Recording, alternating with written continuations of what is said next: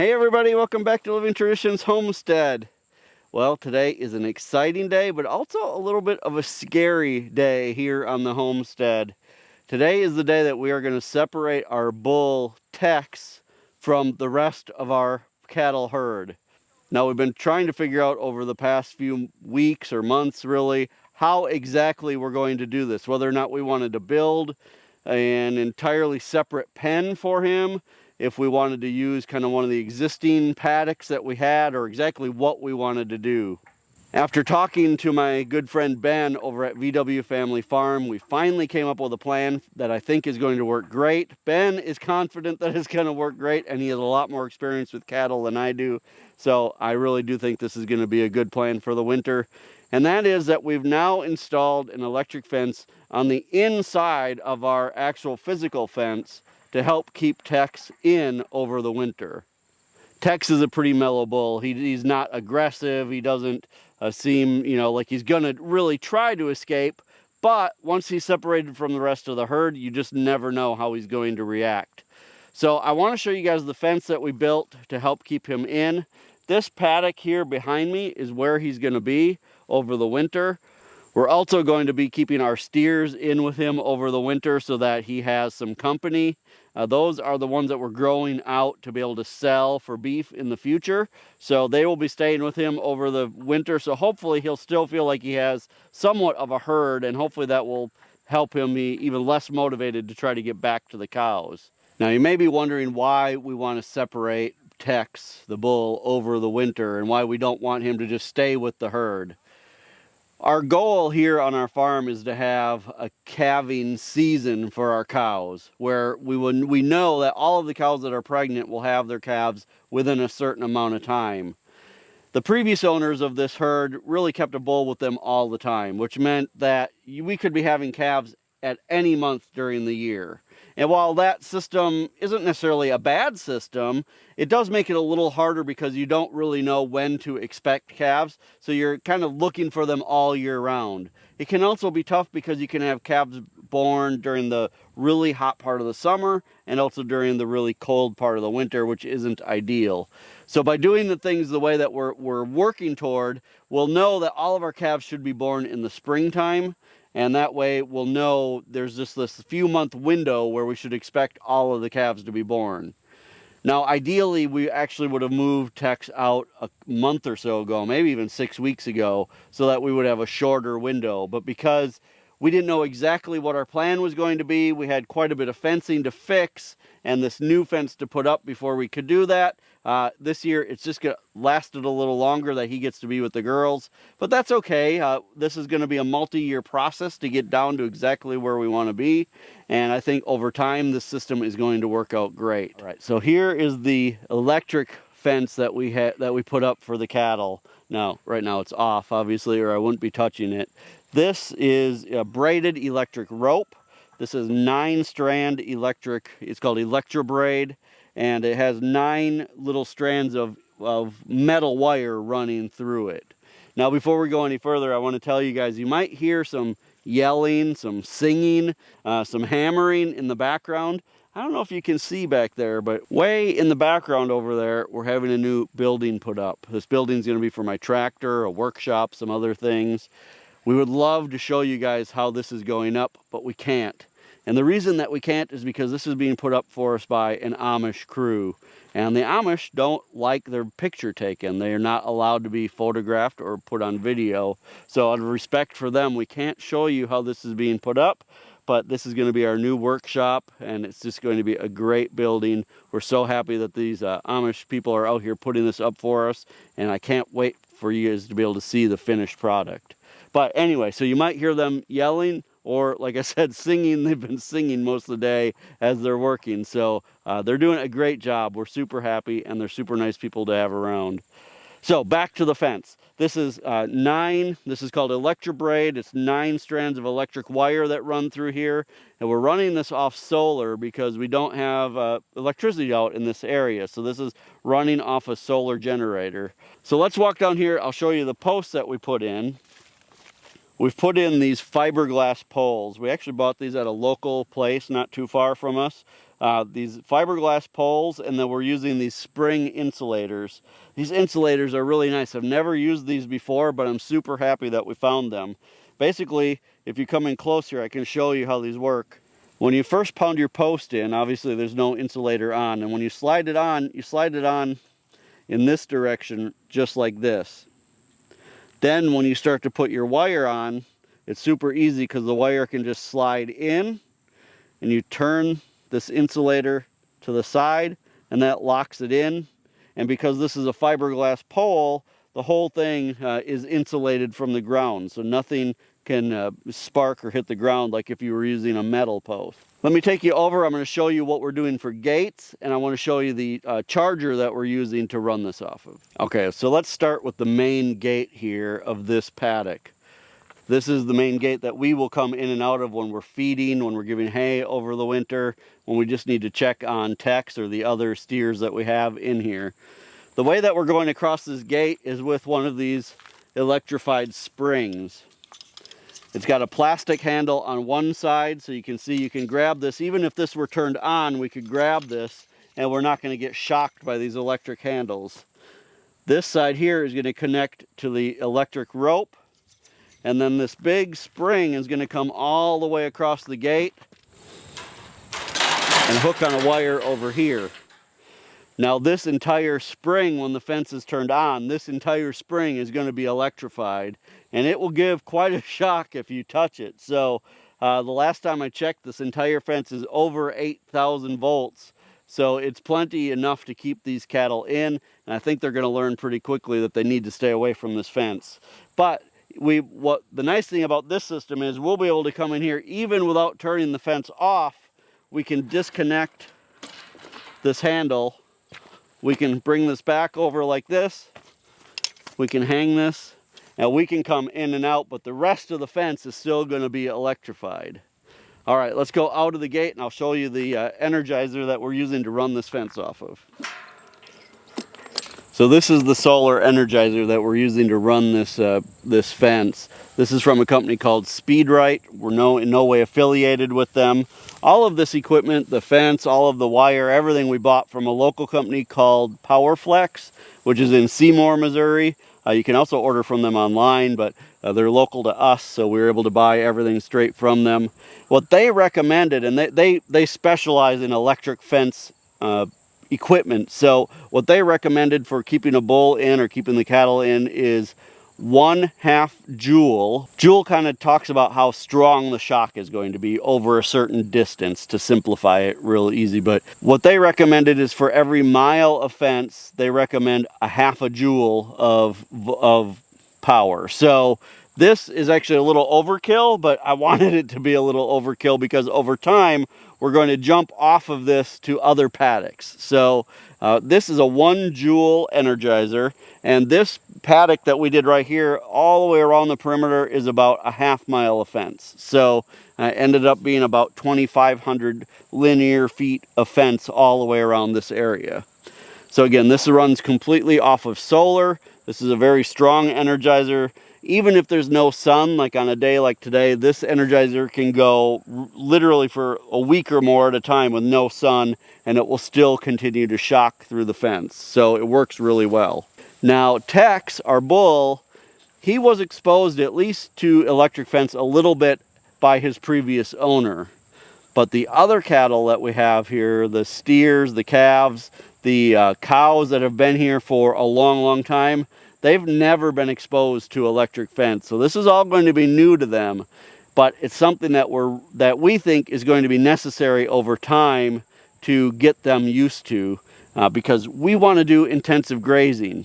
Let's go back inside. I'll talk a little bit more about what intensive grazing is and why using this electric fence is going to be so important to that process. Intensive grazing means that we want a lot more small paddocks for the cattle to graze on over time instead of really big paddocks.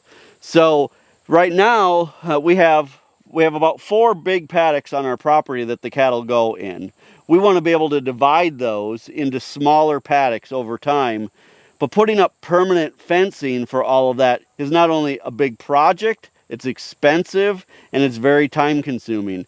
If we can get them trained to this electric wire, it means that literally within an hour or less, we can run a cross fence across here temporarily, keep them in one section, and a day or so later, open that back up, let them to the next section, and just literally fence off small paddocks at a time so that they graze the grass down, and then we can give that time to grow back up. It's a great system. It's been proven to work. It's been proven to rebuild pastures in areas where there hasn't been a lot of pasture management, and we're excited to move more toward that system as we go on in future years. All right, so that is kind of what we've been up to as far as getting things ready for this move today. So the cattle right now are all the way back there. We're going to move them into this paddock first. We're going to try to separate Tex and the steers out when we do that move. If we can't get them all, we're going to move them again into the front paddock where our dairy cows normally are, and then we're going to move them into the back paddock where they're going to spend the rest of the winter. It is by far the largest paddock on the homestead, and it has plenty of grass for them to make it, hopefully through a good part of the winter before we need to start feeding hay. So we've got a few opportunities to make the separations that we need to make. We're going to separate Tex. We're also going to separate the calves from their moms, and then we're going to separate the moms all the way over into the back paddock. So we've got a lot of work to do yet today. Let's get going. We got to go all the way back here and let them through the first gate. So this is the gate that the cattle need to come through first. They're pretty far away right now. They're probably 5 or more acres away over that way. So we need to go get them. So we're going to leave the camera set up here so you guys can see them come through the gate. Again, our hope here is that we're going to be able to bring all of the cattle up, but somehow we're going to be able to keep Tex and the steers on that side of the gate. But this isn't the only move that they have today. So if we can keep at least some of them on that side of the gate and some of them come through, we'll have another chance to separate them again in a little while. So I hope that all makes sense. We're going to jump on the UTV. We're going to drive back and we're going to start calling them. And we hope that they will follow us up to this gate. Normally, they follow the UTV pretty well now because they know that the UTV means that they're going to get some treats. So let's hop on the UTV and head out to find them. All right, you guys, we made it back to where the cattle are now. We're recording with our phones right now because we left our main camera up by the gate so you guys can see them come through the gate. So I hope the wind isn't too bad. But you can see the cattle are kind of scattered up in that area. I'm going to start to call them. Right now, Tex is all the way in the back. Here's 2 of them. I guess that we're much closer than we thought. The rest are all the way back there, but Tex is all the way in the back. So we're hoping we can call everybody up and they'll start to follow us. Ready? Come on, cows! Come on, cows!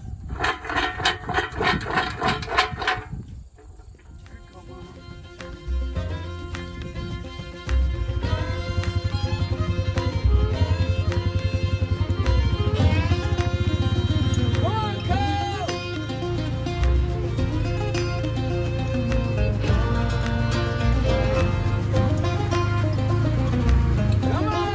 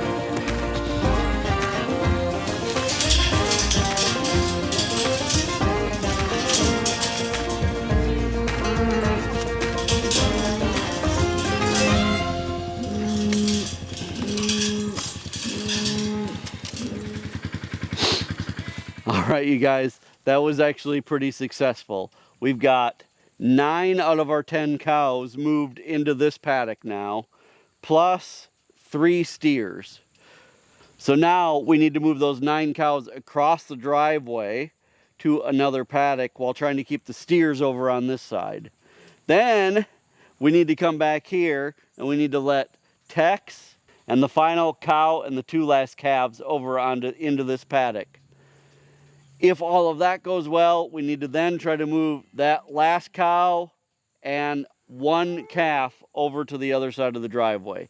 I know that's all super confusing on video, but the goal here is to get Tex and all of our steer calves into this paddock right here, and all of the cows and the 1 heifer calf that we have across the driveway into the paddock where they're going to spend the winter. So that's the goal. That's the goal, and that's what we're going for. So we need to now take these 9 cows up to the driveway and try to get them across into the next paddock.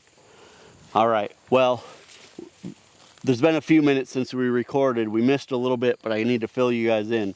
We had an opportunity where the 2 calves and cow that still need to get over into this paddock were right by the gate, and Tex started to walk away. I was able to take some feed and kind of distract him over here and get those other 3 through the gate. So we've now accomplished the biggest part of our mission, which is we've got everybody except Tex into this paddock. He's now back here all by himself. Now the goal is for him to get into this paddock also after everybody else moves out except for the calves.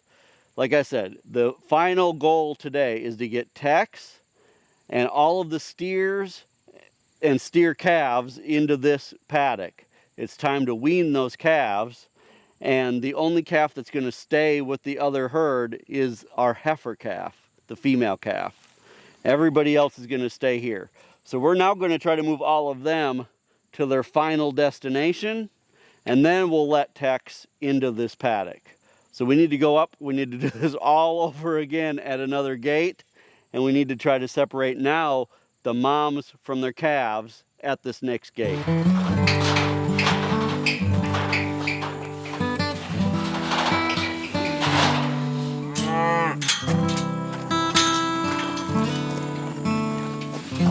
You can see that the cows already know they want to go to the other side of this fence.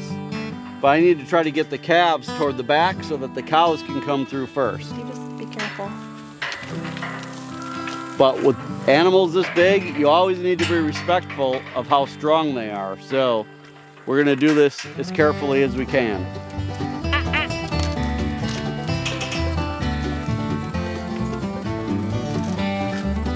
Ah!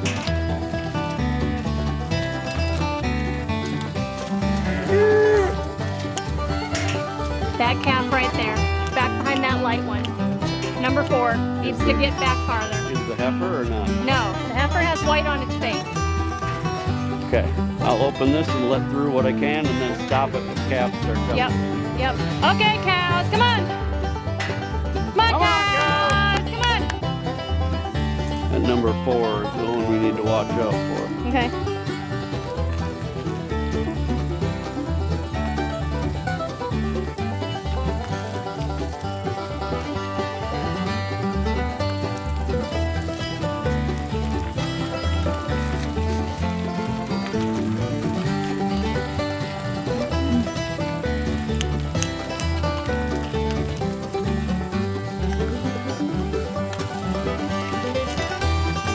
Yeah. Yeah.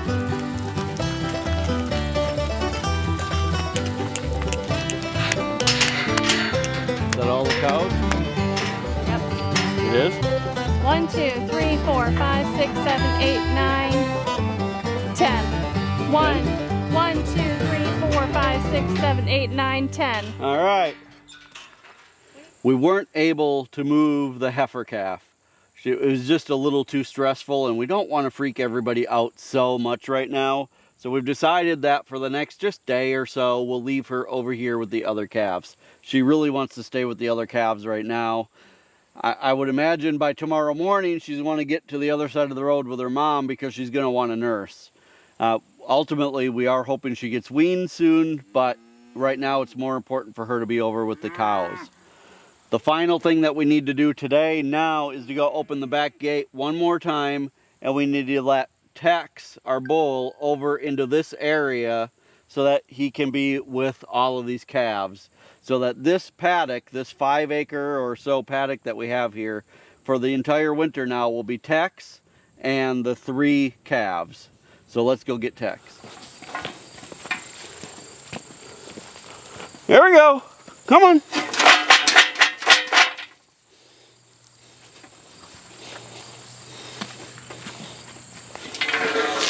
There we go.